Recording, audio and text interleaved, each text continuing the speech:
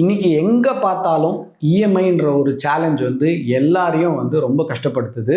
நிறைய பேர் இந்த இஎம்ஐல இருந்து எப்படிடா தப்பிக்கிறது, எப்படிடா இந்த கடன்ல இருந்து நம்ம வெளியே வரணும் அப்படின்ற குரல் வந்து ரொம்ப ஜாஸ்தியா கேட்குது. ஆனா இதுல இருந்து எப்படி வெளியே வரணும்ன்றது நிறைய பேருக்கு தெரியல. அதுக்கான முக்கியமான விஷயத்தை தான் நம்ம இந்த வீடியோல பார்க்க போறோம். தொடர்ந்து இந்த வீடியோவை பாருங்க. நான் உங்கள் சுந்தர், மியூச்சுவல் ஃபண்ட் டிஸ்ட்ரிபியூட்டர். எந்த இடத்துல சாப்பாடு இருக்கோ அந்த இடத்துல பசி இருக்கக்கூடாது, எந்த இடத்துல சொத்து இருக்கோ அந்த இடத்துல கடன் இருக்கக்கூடாது. ஆனா இன்னைக்கு பாத்தீங்கன்னா எங்க பார்த்தாலும் ஒரு பக்கம் பொருளும் இருக்கு, ஒரு பக்கம் சொத்தும் இருக்கு, ஆனா இன்னொரு சைடு கடனும் இருக்கு. யாரை பார்த்தீங்கன்னாலும் நான் ஒரு வீடு வச்சிருக்கேன், அது என்னோட சொத்துன்னு சொல்றாங்க. ஆனா 80-90% வந்து அதை கடன்ல தான் வாங்கியிருக்காங்க. இன்னொரு பக்கம் என்கிட்ட வண்டி இருக்கு, டூ வீலர் இருக்கு, கார் இருக்கு அப்படின்னு சொல்றாங்க, அதை அசெட்னு நினைக்கிறோம், ஆனா அதுவும் கடன்ல தான் இருக்கு. இந்த மாதிரி நீங்க உங்க வீட்டுல ரூம்குள்ள போனீங்கன்னா டிவி இஎம்ஐல இருக்கு, உங்களுடைய ஏசி இஎம்ஐல இருக்கு, ஃப்ரிட்ஜ் இஎம்ஐல இருக்கு, கிச்சன்ல வந்து இருக்கிற பொருட்கள் நிறைய வந்து இஎம்ஐல இருக்கு. இந்த மாதிரி நம்மள சுத்தி ஒரு இஎம்ஐயா இருக்கிறனால நம்ம வந்து ஒரு பெரிய பினான்சியல் ட்ராப்ல மாட்டிக்கிறோம். இதுல இருந்து எப்படி வெளியே வருதுன்னு தெரியல. அதை விட இன்னொரு கொடுமை என்னன்னா,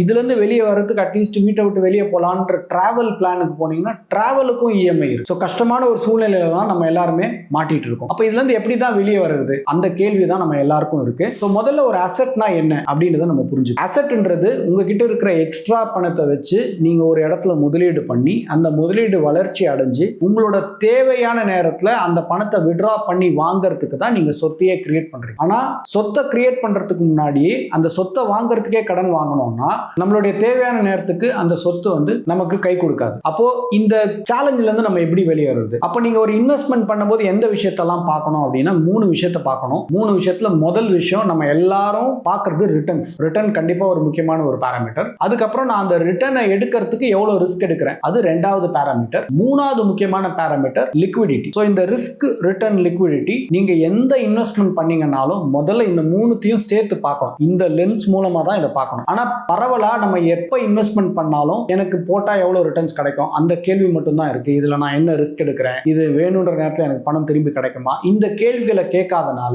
சம்டைம்ஸ் நம்ம ஒரு பக்கம் சேமிப்பை சரியா பண்ணாலும் வேண்டிய நேரத்துல பணம் கிடைக்காதனால அப்போ நான் ஒரு கடன் வாங்கி ஒரு விஷயத்தை செய்ய வேண்டிய சூழ்நிலைக்கு தள்ளப்படுறேன். அப்போ எந்தெந்த ப்ராடக்ட்ஸ்ல எல்லாம் லிக்விடிட்டி இல்லைன்றத முதல்ல தெரிஞ்சுக்கும். நம்மளுடைய சொத்துல ஆர் நம்மளுடைய சேமிச்ச பணத்துல பிரிடாமினன்ட்டா நம்ம எல்லாரும் வந்து தங்கம் வாங்குறோம், இன்னொரு பக்கம் வந்து லேண்ட் வாங்குறோம், சம்டைம்ஸ் வந்து இந்த பிபிஎஃப் கணக்கு தொடங்குறோம், எல்ஐசி மாதிரி ஒரு பாலிசிஸ் எடுக்கிறோம். இதெல்லாம் எடுக்கிற எதுலையுமே வந்து உங்களுக்கு லிக்விடிட்டி இருக்காது. ஸோ முன்னாடி நம்ம அப்பா அம்மாலாம் அதுதானே பண்ணாங்களே அப்படின்னு பாத்தீங்கன்னா அவங்க எல்லாமே சேர்த்து வச்ச பணத்துல வாங்கினாங்க. இன்னைக்கு நம்ம எதையுமே சேர்த்து வைக்கல, மோஸ்ட்லி இஎம்ஐல வாங்கிரும். அதுதான் வந்து ஒரு முக்கியமான சேஞ்ச். அப்போ லிக்விடிட்டி இல்லாத எந்த இன்வெஸ்ட்மெண்ட் பண்ணீங்கன்னாலும் அது சம்டைம்ஸ் உங்களுக்கு வந்து பேக் ஃபயர் ஆகும். ஸோ அப்போ லிக்விடிட்டியை வந்து நம்ம புரிஞ்சுக்கணும். எவ்வளவு ஃபாஸ்டா என்னுடைய சொத்தை பணமா மாற்ற முடியும் அப்படின்றத தெரிஞ்சுக்கணும். இப்போ முன்னாடி கோல்டு வாங்கினதுக்கு முக்கியமான காரணமே எப்ப வேணா தங்கத்தை வந்து பணமா மாற்ற முடியும். அண்ட் முன்னாடி வந்து பினான்சியல் சிஸ்டம் எல்லாம் இல்லாத போது ஒரு கல்யாணம் பண்ணி ஒரு பொண்ணை வந்து இன்னொரு ஊருக்கு அனுப்பிச்சு வைக்கிறாங்க அப்படின்னா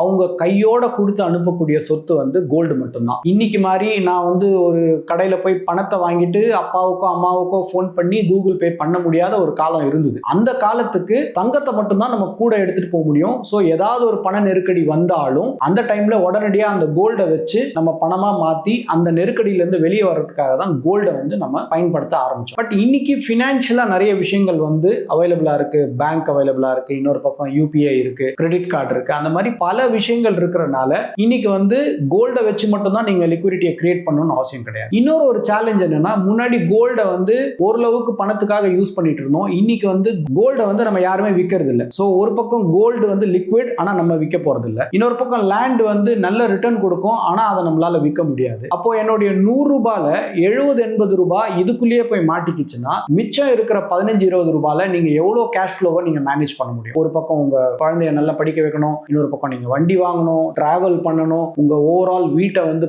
பராமரிக்கணும். இந்த மாதிரி பல விஷயங்கள் இருக்கும்போது உங்களுடைய 80 ரூபாய் வந்து உங்க ஆக்சஸ்லயே இல்லை அப்படின்னா நீங்க ஈஸியா கடனுக்குள்ள மாட்டிக்கிறதுக்காக நீங்களே வந்து ஒரு வழியை வந்து தேடி போறீங்க. அப்போ இந்த லிக்விடிட்டி இல்லாத எந்த இன்வெஸ்ட்மெண்ட்டையும் செய்யறதுக்கு முன்னாடி நீங்க 100 இல்ல 1000 வாட்டி யோசிக்கணும். So liquidity is the most important. அதுக்கப்புறம் ரிஸ்கை பத்தி நம்ம கண்டிப்பா புரிஞ்சுக்கணும். அப்புறம் நம்ம பண்ற இன்வெஸ்ட்மெண்ட்ல ரிட்டர்ன் வந்து ஓரளவுக்கு எங்க நல்லா கிடைக்கும் அப்படின்றதையும் நம்ம யோசிக்கணும். கோல்ட்ல நமக்கு நல்ல ரிட்டர்ன்ஸ் கிடைக்கும், அது தெரியும், அது லிக்விட் அசெட். இன்னொரு பக்கம் ரியல் எஸ்டேட் இருக்கு, அதுவும் நல்ல ரிட்டர்ன் கொடுக்கும், ஆனா அது இல்லிக்விட் அசெட். இன்னொரு பக்கம் நமக்கு வந்து ஈக்விட்டி சார்ந்த இன்வெஸ்ட்மெண்ட்ஸ் இருக்கு, அது நல்ல ரிட்டர்ன் கொடுக்கும், லிக்விடாவும் வரும். அப்போ இன்வெஸ்ட்மெண்ட்ஸ்ல நீங்க லிக்விடிட்டியை வந்து ஒரு முக்கியமான ஒரு பாராமீட்டரா வச்சு தான் நீங்க டிசிஷன் எடுக்கும். ஸோ நிறைய விஷயம் நம்ம அப்பா அம்மா பண்ணதை எல்லாத்தையும் நம்ம இப்போ ஃபாலோ பண்றதுல, ஏன்னா டெக்னாலஜிக்கு ஏற்ற மாதிரி நம்ம நிறைய அப்கிரேட் ஆகி வந்திருக்கும். ஆனா இன்வெஸ்ட்மெண்ட்ஸை பொறுத்த வரைக்கும் இன்னைக்கும் வந்து பாத்தீங்கன்னா நிறைய பேர் கொஞ்சம் அவுடேட்டடாகவே இருக்கும். நம்ம இப்பவும் வந்து லேண்டையும் ஒரு